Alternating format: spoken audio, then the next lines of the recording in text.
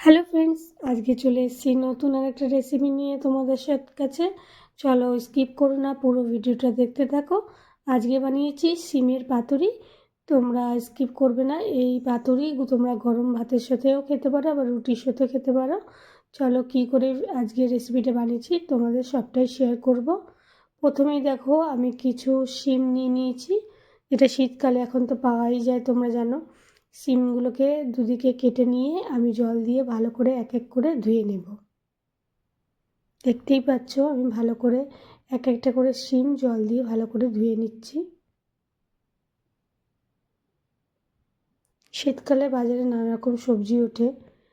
এখানে কুচানো ধনেপাতা নিয়ে নিয়েছি বেশ কিছুটা পরিমাণে টমেটো কুচি, পেঁয়াজ কুচি, চেরা কাঁচা লঙ্কা আর নিয়েছি সর্ষে আর লঙ্কা বাটা। চলো এবার দেখা যাক। দেখো, ধোয়ানোর পরে আমি এর মধ্যে নুন আর পরিমাণ মতো হলুদ দিয়ে দেব। নুন আর হলুদ দুটো দেওয়া হয়ে গেলে আমি হাত দিয়ে প্রত্যেকটা সিমের গায়ে নুন হলুদ মাখিয়ে নেব। যে কোনো জিনিসে ম্যারিনেট করাটা সবথেকে ম্যারিনেট করে অনেকটাই। এরপরে আমি গ্যাস জ্বালিয়ে কড়া গরম করতে বসিয়ে তার মধ্যে বেশ কিছুটা পরিমাণে সর্ষের তেল দিয়ে দেব। পুরো রান্নাটাই সর্ষের তেলে হবে যেহেতু। এদিকে সর্ষের তেলটা গরম হয়েছে কিনা আমি খুন্তি দিয়ে চারিদিকে তেলটা কড়ার গায়ে মিশিয়ে দেব। তোমরা দেখতেই পাচ্ছ গরম ধোঁয়া উঠে গেছে তেল দিয়ে, তার মানে তেলটা গরম হয়ে গেছে। এরপরে হলুদ আর নুন মাখানো সিমগুলো আমি আস্তে আস্তে করে সবটি গরম তেলের ওপরে দিয়ে দেব। সবগুলো সিম একসাথে দেওয়া হয়ে গেলে খুন্তি দিয়ে আমি নাড়াচাড়া করতে থাকব।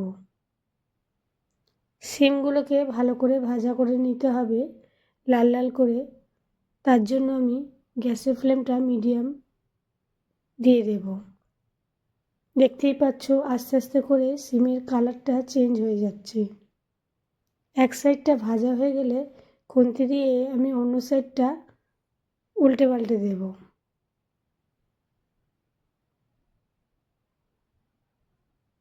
বেশ কিছুক্ষণ অপেক্ষা করব, তারপরে আবার খুন্তি দিয়ে নাড়াচাড়া করব। তোমরা দেখতে পাচ্ছ সিমের এক সাইডের কালারটা একটু অন্যরকম এসে গেছে, ভাজা হয়ে গেছে। আমি অন্য সাইডগুলো ঠিক একইভাবে ভেজে নেব। এরপরে সিমগুলো আমার ভালোভাবে ভাজা হওয়া পর্যন্ত অপেক্ষা করব।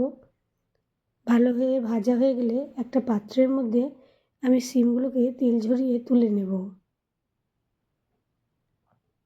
প্রত্যেকটা সিম আমি এরকমভাবে তেল ঝরিয়ে একটা প্লেটের মধ্যে তুলে নেব। দেখতেই পাচ্ছ আমি তুলে নিয়েছি। এরপরে ওই তেলের মধ্যে আরও কিছুটা সামান্য তেল দিয়ে দেব। দিয়ে তেলটা আবার খুন্তি দিয়ে নাড়াচাড়া করে মিক্স করে গরম করতে দিয়ে দেব। তেলটা মিক্স করার পর গরম হয়ে গেলে এতে ফোড়নের জন্য আমি কালো জিরে দিয়ে দেব। দিয়ে কালো জিরেটা ভাজার জন্য খুন্তি দিয়ে নাড়াচাড়া করে নেব। এরপরে কুচি করে কেটে রাখা যে পেঁয়াজটা আমি আগে দেখিয়েছি সেটা গরম তেলে দিয়ে দেব। তেলে দেওয়ার পরে আমি খুন্তি দিয়ে ভালো করে নাড়াচাড়া করব আর পেঁয়াজটা ভাজা হওয়া পর্যন্ত আমি অপেক্ষা করব। আর সামান্য নুন দিয়ে দেব যাতে পেঁয়াজটা তাড়াতাড়ি ভাজা হয়ে যায়। দেখতেই পাচ্ছ পেঁয়াজটা একদম স্লাইস করে কাটতে হবে। এরপরে খুন্তি দিয়ে পেঁয়াজটাকে আমি ভালো করে নাড়াচাড়া করে লাল লাল হওয়া পর্যন্ত ভেজে যাব। দেখতেই পাচ্ছ পেঁয়াজটা আমার ভাজা হয়ে এসছে। আরও বেশ কিছুক্ষণ ভাজবো। খুব ভালোভাবে ভাজা হওয়ার পরে আমি কুচি করে কেটে রাখা টমেটো কুচিগুলো দিয়ে দেব। দিয়ে আবারও নাড়াচাড়া করতে থাকবো। টমেটোগুলো যতক্ষণ না ভাজা হয়ে যাচ্ছে, পেঁয়াজের সাথে মিশে যাচ্ছে, ততক্ষণ পর্যন্ত আমি ভাজতে থাকবো। তোমরা দেখতেই পাচ্ছ টমেটোর কালারগুলো একটু অন্যরকম হয়ে গেছে আর নরম হয়ে গেছে, তার মানে টমেটো আর পেঁয়াজ আমার ভাজা হয়ে গেছে।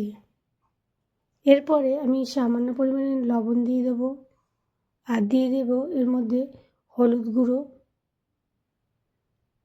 যেহেতু আমি আগে কাঁচা লঙ্কা সর্ষের সাথে পেস্ট করেছি, তার জন্য আমি এর মধ্যে সামান্য পরিমাণে লঙ্কার গুঁড়ো দিয়ে দেব।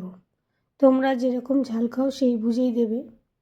এরপরে সামান্য একটু জল দিয়ে মশলাটাকে আমি কষাতে থাকব, যাতে মশলাগুলো পুড়ে না যায়।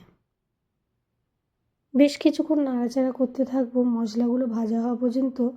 যতক্ষণ না তেল ছেড়ে দিচ্ছে ততক্ষণ পর্যন্ত আমি অপেক্ষা করব।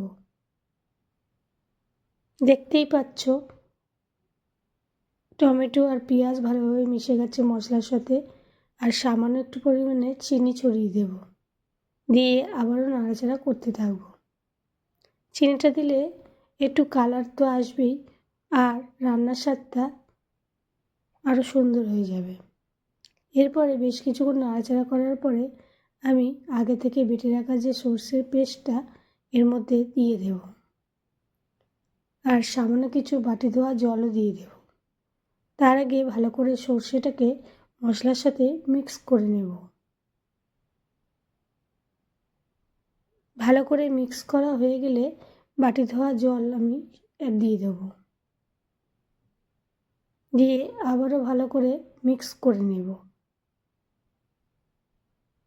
এরপরে 1 ফুট 2 ফুট হয়ে গেলেই ভেজে রাখা শিমগুলো আমি কড়াতে দিয়ে দেব, দিয়ে হালকা করে খুন্তি দিয়ে ভালো করে মশলার সাথে মিক্স করে নেব। দেখতেই পাচ্ছ আমি খুব হালকা করে মিক্স করে নিচ্ছি। মিক্স করা হয়ে গেলে মশলার সাথে শিমগুলো আমি গ্যাসের ফ্লেমটা একটু মিডিয়ামে দিয়ে ভালো করে ফুটিয়ে নেব। খুব বেশি ফোটাবো না, যেহেতু শিমটা আমি আগে ভেজেই রেখেছিলাম। সর্ষে বেশি ফোটালে তিতো হয়ে যায়, তাই একটু সামান্য ফুটে উঠলেই আগে থেকে কুচানো ধনেপাতা নিয়ে আমি এর মধ্যে দিয়ে দেব, দিয়ে খুন্তি দিয়ে আবার ভালো করে মিক্স করে নেব। দিলেই আমার রেডি হয়ে যাবে গরম গরম শিম সর্ষে। তাহলে বন্ধুরা, আজকের রেসিপিটা তোমাদের কেমন লাগলো? যদি ভালো লেগে থাকে অবশ্যই একটা লাইক, শেয়ার আর সাবস্ক্রাইব করে আমার পাশে থাকবে নতুন নতুন ভিডিও দেখার জন্য। সবাই সুস্থ আর ভালো থাকো। টাটা।